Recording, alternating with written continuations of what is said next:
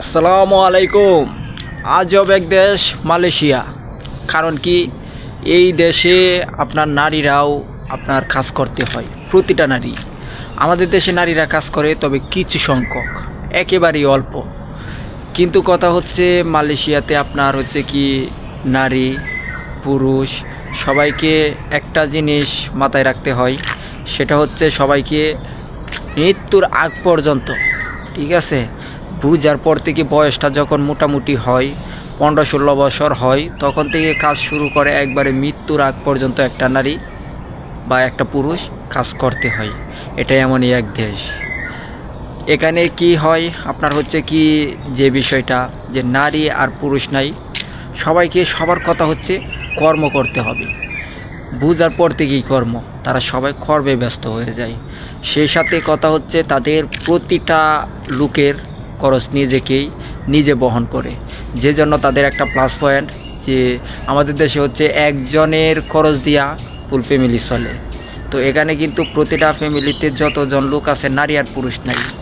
বুঝার পর থেকে, শিশু বাদ দিয়া বুঝার পর থেকে যারা বুঝে, এরপর থেকেই সবাইকে কাজ করতে হয়। এক ফ্যামিলিতে 5জন লোক আছে বুঝার মতো, সবাইকেই কাজ করতে হয়, সবাই কাজ করে।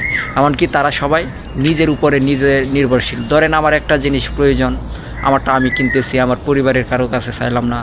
বা আমার স্ত্রী আছে, আমার স্ত্রীর যে জিনিসটা প্রয়োজন তার টাকা দিয়ে সে করতেছে। এরকম কিন্তু এখানে, ঠিক আছে, যে তাদের নিজেদের টাকা দিয়ে নিজেরাই সব কিছু করে। আর এদের কাজই হচ্ছে আপনার ইনকাম করবে, খাইবে, বিলাসিতা করবে, এই রকম তাদের হচ্ছে অভ্যাস আর কি। আর সেই সাথে তারা অনেকটা অলসেই আপনার, তারা ওই যে কাজই করে, অন্য ভালো কিছু মানে উপরের কোনো কিছু করবে বা এসব নিয়ে তাদের মাথা ব্যথা নাই। যেমন আমাদের দেশের মানুষের একটা প্ল্যান থাকে যে আমি টাকা ইনকাম করতেছি, এই করব সেই করব। তাদের কিন্তু এটা নিয়ে কোনো মাথা ব্যথা নাই। মানে তাদের হচ্ছে কি, যে একটা ভারীটাও কিন্তু সরকারের কাছ থেকে নিতে হয়। সেই সাথে আপনার প্রতিটা মানুষেরই একটা করে গাড়ি থাকে, প্রাইভেট কার, মোটর সাইকেল। প্রতিটা ফ্যামিলিতে দেখবেন 2-3টা প্রাইভেট কার, মোটর সাইকেল, ওইগুলা কমন আছেই। তো তাদের কাজে হচ্ছে এরকম। আর তারা হচ্ছে মানে প্রচুর পরিমাণ ঘরের রান্নার সাথে কাজ করবে, কিন্তু ঘরের রান্নাটা করে কম, বাহির থেকে খাবার কিনে বেশি। আর সেই সাথে বিলাসিতা আছে, দেখবেন যে কাপড় চোপড় 2 দিন পর পর চেঞ্জ করতেছে। এখানে এই যে বললাম যে কারো কোনো মাথা ব্যথা নাই, এই করতে হবে সেই করতে হবে, এমনটা না। তাদের কাজে হচ্ছে নিজের ইনকাম নিজে খরচ করবে, সেজন্য বিলাসিতা প্রতিটা নাগরিকই করে।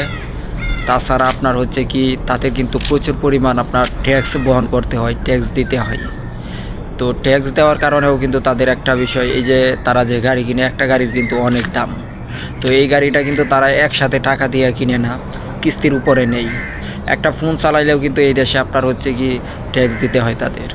তারপরে হচ্ছে আপনার বাড়ি, তারপরে পানি, যা কিছু আছে সব কিছুরই তাদের ট্যাক্স দিতে হয়।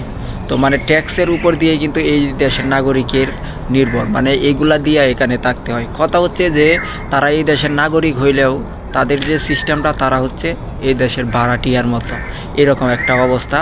তবে আপনার হচ্ছে কি, তাদের প্রতি তাদের দেশের যে সরকার খুব ভালো, মানে খুব সন্তুষ্টজনক আচরণ করে, তাদের সুযোগ সুবিধা সব কিছু সরকার নিজে করে দেয়। সবাই ভালো থাকবেন, সুস্থ থাকবেন, আর ভালো লাগলে ভিডিওটা শেয়ার দিবেন। আল্লাহ হাফেজ।